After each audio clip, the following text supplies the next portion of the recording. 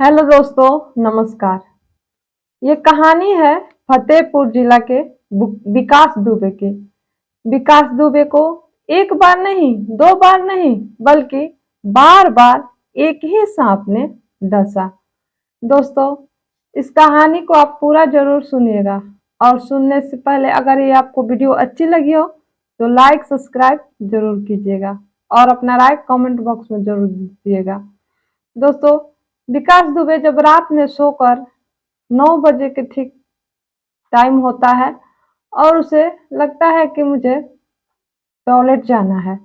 जैसे ही वह खाट से नीचे उतरता है और टॉयलेट के लिए जाता है, ठीक उसके पैर में वह डस लेता है। लेकिन वह नीचे देखता है तो कुछ नहीं है। खुजलाने लगता है पैर, लेकिन कुछ देर बाद उसकी हालत खराब होने लगती है। फिर वह लड़का शोर मचाता है कि मुझे सांप ने डस लिया है, मुझे सांप ने डस लिया है। उसके घर वाले बहुत परेशान हो जाते हैं, शोरगुल मचाने लगते हैं, रोने पीटने लगते हैं।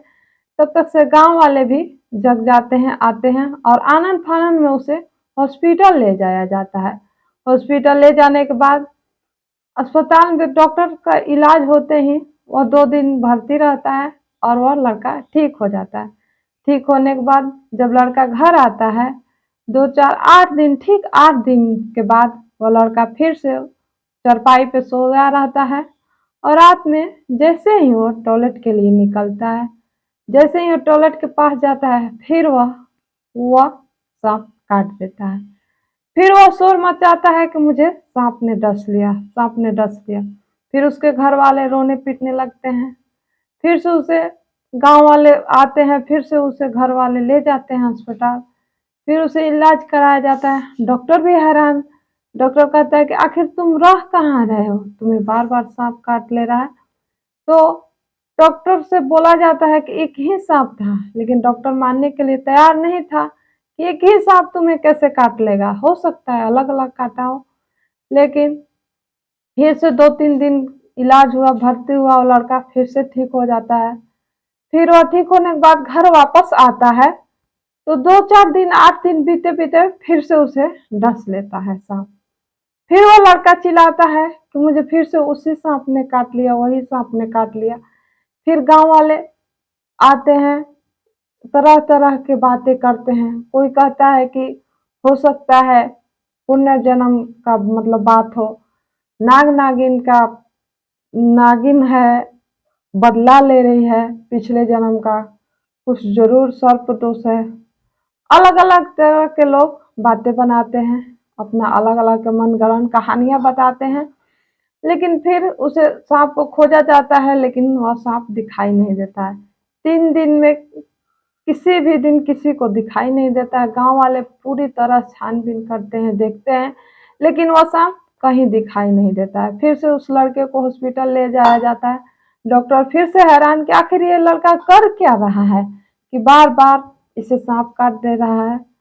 डॉक्टर भी हैरान हो जा रहे हैं कि तुम लोग देख क्यों नहीं रहे अपने घर में, कहाँ छिपा हुआ है वो सांप और इसी बच्चा को बार बार क्यों काट रहा है। लेकिन घर वाले कहते हैं कि वह दिखाई नहीं देता है।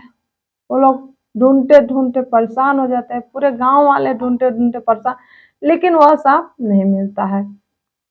फिर इसी में किसी गांव वाले ने कहा कि इसे यहाँ से हटा दिया जाए, कहीं इसे दूसरे जगह रिलेशन में भेज दिया जाए। जैसे ही बच्चा और लड़का 24 साल का विकास दुबे था, जैसे ही वो घर आता है, उसे उसको यहाँ मौसी के यहाँ भेज दिया जाता है। वो लड़का अपने मौसी के यहाँ जाता है। मौसी के यहाँ जाते ही वह फिर से सोया। फिर रात में जैसे ही वो टॉयलेट करने नीचे उतरता है, उसके पैर में फिर मौसी के यहाँ भी वह सांप काट लेता है। लेकिन ये बात सोचने वाली थी कि ये सांप वही था जो यहाँ उसके गांव में काट रहा था, वही था। वो बार बार वो लड़का पहचान जा रहा था, वो बोल रहा था कि वही सांप था, वही सांप था।